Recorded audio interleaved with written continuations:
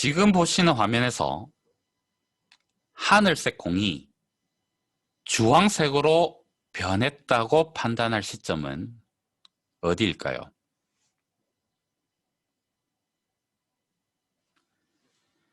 당연히 사람마다 다를 것입니다. 그런데 학문은 학문적 보수주의 때문에 F 직전이 되어서야 비로소 하늘색 공이 주황색으로 변했다고 판단합니다. 그 판단의 기준으로는 p-밸류를 많이 활용하고 있습니다. p-밸류는 나의 연구 가설이 거짓일 확률, 조금 더 통계적으로 표현해보자면 귀무 가설이 참일 때 지금의 데이터가 나올 확률입니다. 그리고 T 검정에서는 두 집단이 같다고 할 수 있는 확률이고요.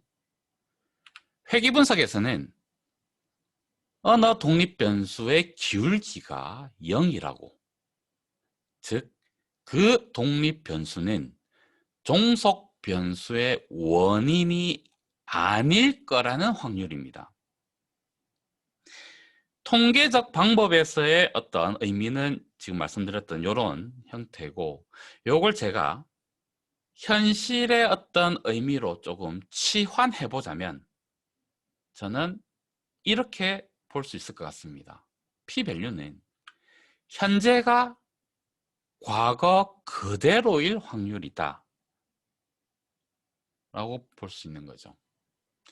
사실 p-밸류는 잘못이 없습니다. 그죠? 상당히 중요하고 유용한 개념임은 맞습니다.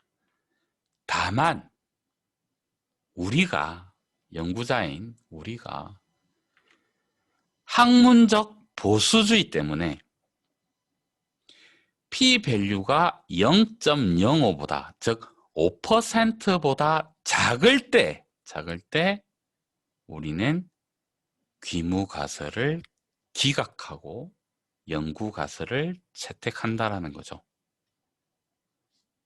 즉 나의 연구 가설이 거짓일 확률이 5%보다 작을 때 이걸 뒤집어 말씀을 좀 드려보면, 뒤집어 표현해보면 이렇게 되는 거죠. 즉 나의 연구 가설이 참일 확률이 95%보다도 클 때, 그때 비로소 나의 가설이 맞다고 하겠다 가 되는 거죠. T검정에서 두 집단이 같다고 할 수 있는 확률이 5%보다 작을 때, 즉 두 집단이 다르다고 할 수 있는 확률이 95%보다 클 때, 그때 비로소 두 집단은 다르다라고 하겠다는 겁니다. 회귀 분석에서 언어 독립 변수의 기울기가 0이라고 할 수 있는 확률이 5%보다 작을 때, 즉 그 독립 변수가 종속 변수의 원인이라고 할 수 있는 확률이 95%보다도 클 때, 그때 비로소 그 독립 변수를 원인이라고 인정하겠다는 겁니다. 멋있죠? 네. 학문적 보수주의는 상당히 멋있습니다. 그죠?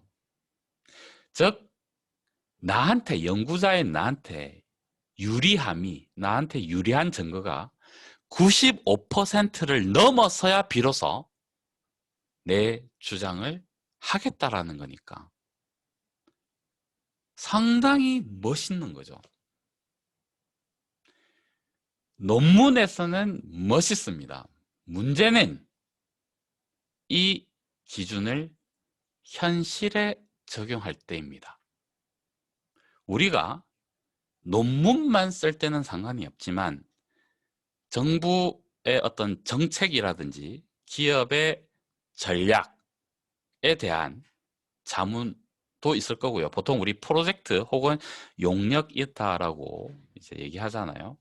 그런 어떤 현실에 적용되는, 그러니까 정부의 정책도 기업의 전략도 현실에 적용되는 거니까, 그럴 때 우리가 학문적 보수주의를, 논문에서 사용하는 학문적 보수주의를 그대로 적용하게 되면 위험하지 않느냐라는 겁니다.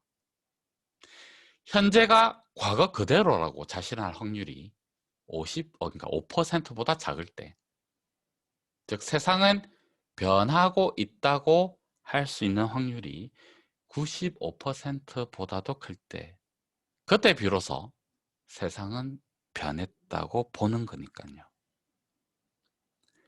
너무 늦지 않나요? 정부 정책, 기업 전략, 예를 들어서 파란색 공이 주황색 공으로 변하고 있습니까? 이렇게 자문을 물었을 때 우리가 이점이 되어서야 비로소 하늘색 공이 주황색으로 변했습니다 라고 얘기를 해주는 거죠. 이때는 아니요, 변했다라고 할 수 없는데요 라고 얘기하게 될 거니까요. 그럼 그들 입장에서는 우리한테서 네, 변했습니다 라고 얘기를 듣고 준비를 한다면 너무 늦은 거잖아요. 그래서 저는 현실에서는 P-밸류보다는 R-스퀘어, 즉 설명력이 더 중요하다라고 말씀을 드려보려고 하는 겁니다. 물론 논문에서는 P-밸류가 중요하죠. 멋있으니까요, 보수주의가. 근데 현실은 위험할 수 있다는 거죠. 예를 들어 보겠습니다. 위쪽은 정보 세계, 회귀분석에서는 독립변수가 되겠네요. 원인 세계. 그 정보 세계로 60%를 설명한다. 60%는 R스퀘어입니다. 즉 P-밸류가 0.05보다 작은, 즉 우리가 원인이라고 인정하는 정보가 3개인 겁니다. 그래서 그 정보 3개로 60%를 설명하는 거고, 아래쪽은 정보 5개, P-밸류 무시한 걸로 가볼게요. 즉 위와 비교해보면 P-밸류가 0.05보다 큰 게 2개 있네요. 근데 그거 버리지 않고 정보 5개로 80%를 설명하는, 즉 R스퀘어가 80%입니다. 이런 2개의 모형에서 학문적인 관점은 이런 것 같아요. 학문적인 관점은 정보 3개로 60%를 설명하니까 산술적으로 개당 20%를 설명하는 거죠. 위쪽은.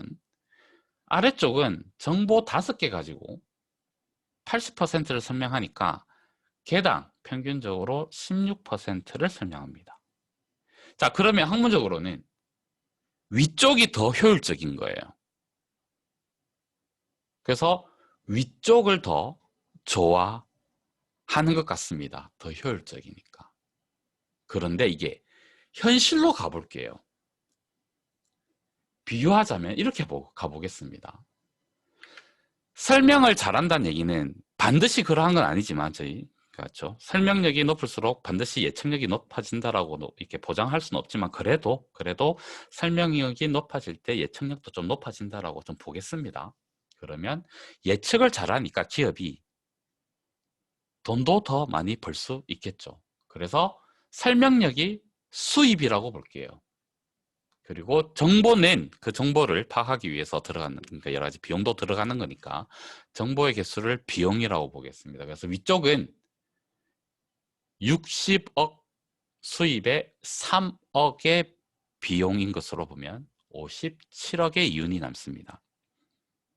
아래쪽은 80억의 수입에 5억의 비용이 들어서 75억의 이윤이 남습니다. 그러면 당연히 위쪽보다는 아래쪽이 훨씬 맞죠.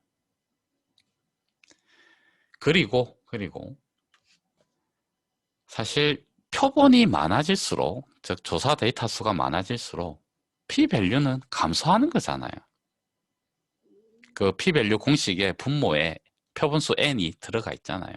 근데 R스퀘어는 표본수와 상관없습니다. 그러니까 어찌 보면 이게 p-value라는 거는 표본수의 영향을 받는 거니까 어찌 보면 우리가 하고자 하는 그 순수한 뭐라고 그러죠? 진짜 이렇게 중요시 한다라고 하는 그 좀 약간 그렇다는 거죠. 그냥 표본수만 늘리면 p-value는 우리가 만들 수 있는 거죠, 작게. 근데 R 스퀘어는 진짜 모형 그 자체가 우수해야 높은 값을 가지게 되는 거니까요. 네, 마무리하겠습니다. 우리 논문이면 모르겠는데 논문이 아닌 현실에서만큼은 p-value를 신주 모시듯 하지 맙시다. 오히려 R 스퀘어에 조금 더 관심을 가졌으면 합니다.